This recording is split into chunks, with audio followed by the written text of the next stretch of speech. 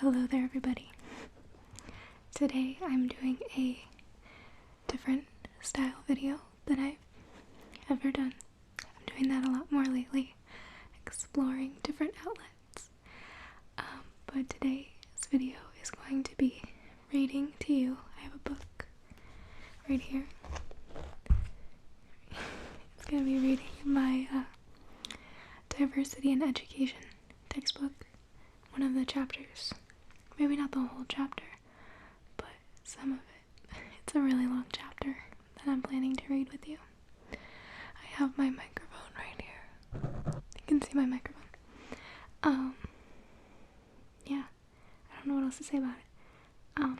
I got this video idea from Alyssa ASMR. She does really really good book reading videos. She's done a couple of them, and I really absolutely love them. So I thought I would try it of my own as well. This one I'm going to be doing soft-spoken reading, and then I'm going to also do a reading of some different pages. So it's not the same content, but I'm going to be doing it in an inaudible, kind of jumbled, quiet whisper reading. So yeah, I'll give you two types of it and see which one you prefer, so that I can do more of that one in the future. So without any further ado, let's get into the thing. This is going to be chapter 3 in my textbook, and it's culture and the cultural learning process. So let's start. The word education is derived from the Latin word educare, meaning to lead forth.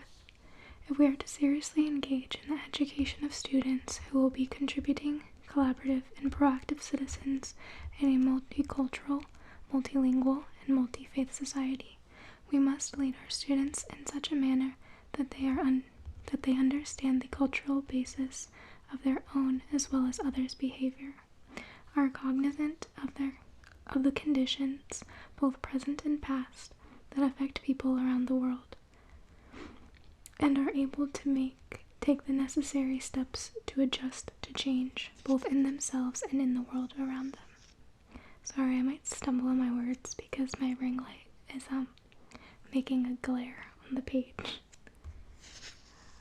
Let me see. And I have bad eyes. I'm not wearing my glasses. I'm so sorry. Clearly, education is a broader term than schooling. Indeed, one of the difficulties we all encounter in talking about education is that it is pervasive in human life. Not often emphasized, however, are the actual settings, apart from schools, in which education occurs, and the precise nature of teaching and learning in those settings. Yet it is in these settings, particularly in the home, the neighborhood, our houses of worship, and increasingly through various forms of media, that we acquire the language, knowledge, attitudes, and values that enable us to engage in the dramatic conversation called culture. It is in these settings people develop cultural identities they bring to their interactions with others, both within as well as outside of school. And it is through these settings that we must work to lead our students forward into the future. Giroux, maybe, and Simon wrote about the importance of teachers understanding their own cultural identities and those of their students. And it says, by ignoring the cultural and social norms that are authorized by youth, and simultaneously empower and disempower them, educators risk complicitly in silencing and negating their students. This is unwittingly accomplished by refusing to recognize the importance of those sites and social practices outside of the school that actively shape student experiences and through which students often define and construct their sense of identity, politics, and culture. These ideas can be clarified through the use of thought experiment, a community you can enter in your imagination so as to consider the educational implications of living there. In this experiment, where did I go? I just lost my train of thought. In this experiment, imagine imagine a medium-sized suburban city of about 100,000 people that is the first ring suburb of a major city of about 500,000 people. The entire metropolitan area has a population of about 1.5 million people and an hour or so from two other mid-sized cities. Let's call this city Beachland Heights. Now, conditions in such a city will vary depending on its ethnic and religious composition, its economic base, and its location. Is it in New England, the Deep South, the Midwest, the mountain states of the West, the Southwest, Northwest? The size of Beachland Heights is also a factor to consider. If it were a city of several million, or a village of several hundred or thousand people, conditions might be different. In this thought experiment, Beachland Heights may assume a variety of characteristics. Read on and see what you can summarize. Exploring the concept of culture. One of the greatest difficulties people have when they begin to explore concepts related to culture and culture learning is that of agreement on what is they are talking about. This chapter looks closely at the concept of culture and the culture learning process. That is how we acquire cultural identity. The chapter begins with some definitions of culture and with some of the analytical concepts devised by social scientists in their attempts to understand cultural similarities and differences among groups of people as well as individuals. This discussion sets the stage for subsequent analysis of intercultural interaction and intercultural development that occurs in the context of schools. There's just some extra information here between content. Defining culture. Culture is studied by many different disciplines, including anthropology, sociology, education, psychology, health, business, and the military. If you were to pursue the literature of these various disciplines looking for the concept of culture, you would find literally hundreds of definitions. Some of these definitions are more useful than others, and an examination of how culture influences the teaching-learning process. What all these definitions seem to have in common is the idea that culture refers to human-made part of the environment as opposed to aspects that occur in nature. Culture determines, to a large extent, people's thoughts, ideas, patterns of interaction, and material adaptations to the world around them. Kuhn referred to culture as the totality of socially transmitted behavior patterns, arts, beliefs, institutions, and all other products of human work and thought characteristic of a community or population. He likens culture to the act of cooking. When cooking, you begin with some base ingredients, but then you add a few condiments, include a little bit more or less of certain items, and adjust the cooking time, and so forth. The criteria by which culture defines themselves and differentiates themselves from one another vary a great deal. The basic ingredients that determine a culture are geography, ethnicity, language, religion, and history. The factors that divide cultures consist of many combinations of these elements, plus the condiments of local scene. In Iraq, for instance, the population is divided religiously by Muslim and Christians, among Muslims between Shia and Sunni Muslims, and ethnically between Arabs and Kurds, as well as a number of other smaller ethnic and religious groups. You can probably hear my cat here. He's just waking up from a nap. Where was I? The situation is similar in India, where religion divides Muslims and Hindus. However, the Hindu majority is further split according to the caste, I don't remember how to pronounce that, to which one is born. In the United States and other modern nation states, group loyalties based on cultural differences exist, but more or less as subsets of an overachieving group loyalty called nationalism or patriotism. ethnicity further divides these groups. A culturally defined group can be as small as a group of Aborigines in the outback of Australia or as large as a nation-state. It can exist in a small, defined territory, or its members can share a territory with other culturally defined groups. It can be a closed system, or it can be open to new ideas introduced from other cultures. The only real requirement is that people who share the culture sense that they are different from those who do not belong to their group. Culture and everyday use. Sociologists who study culture in terms of various competing social groups within a society have developed a number of concepts that are useful in discussions of cultural pluralism. Some of these terms are used interchangeably and often can cause confusion. 5 terms commonly used to describe social groups that share important cultural elements but that are smaller than a whole society are subculture, microculture, ethnic group, minority group, and people of color. Subculture. The term subculture refers to a social group with shared characteristics that distinguish it in some way from the larger group in which it is embedded. Generally, a subculture is distinguished either by a unifying set of ideas and practices, such as the corporate culture or the drug culture, or by some demographic characteristic, such as the adolescent culture.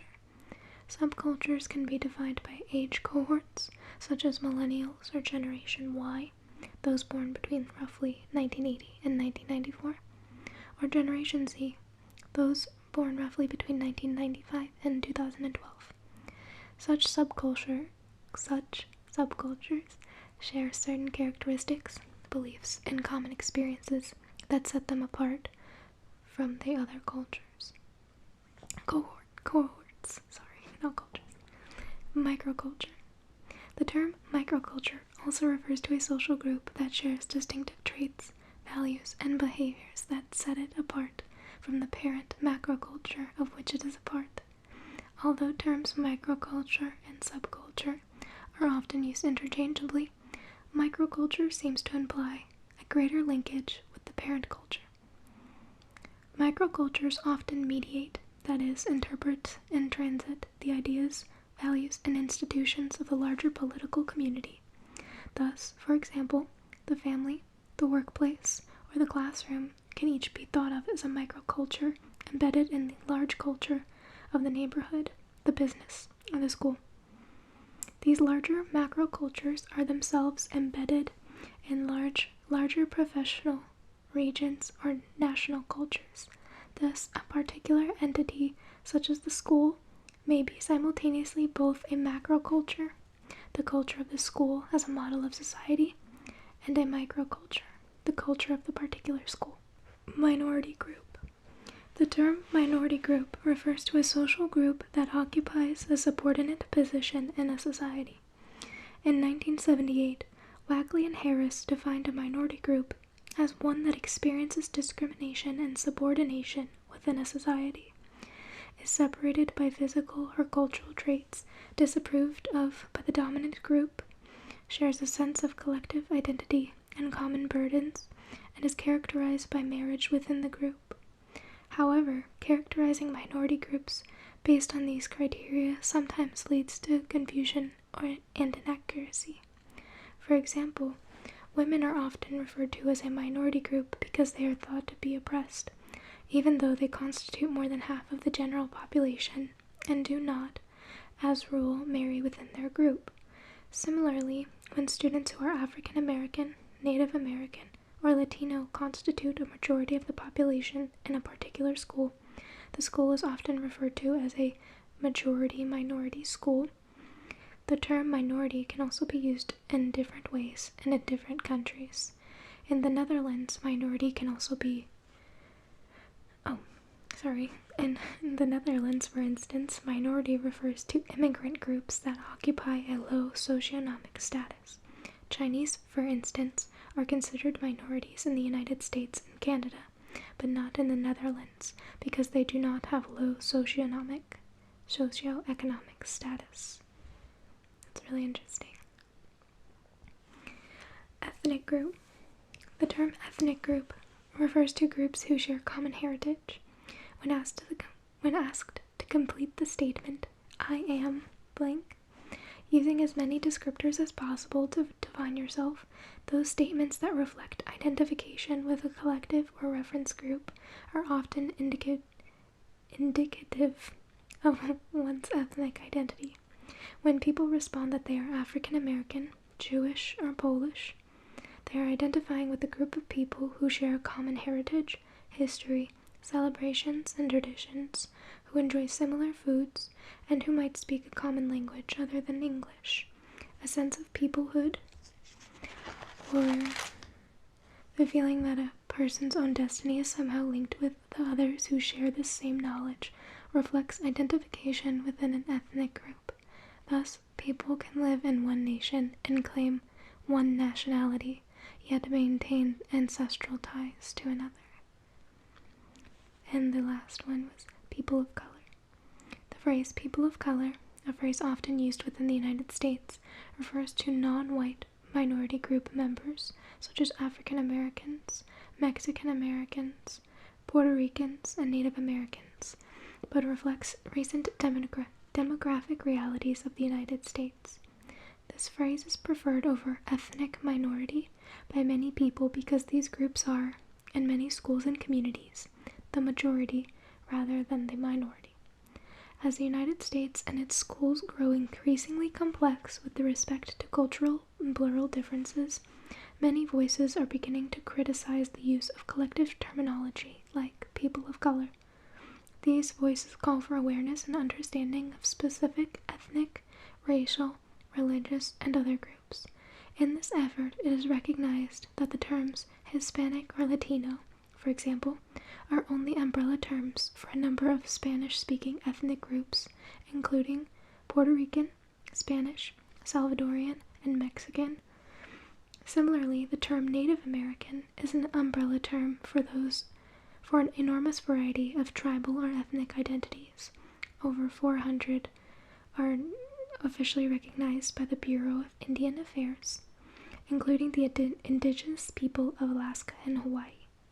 Clearly, these groups can be as different from one another as they can be from the mainstream society. So, I'm gonna leave it there for tonight. If you guys liked this learning and reading with me, or you liked the soft-spoken, you're able to put this on in the background where you complete a different task, or maybe you like to sit and relax and learn something with me. I appreciate you for joining me, and I will see you again in the next video, okay? Peace out, everybody.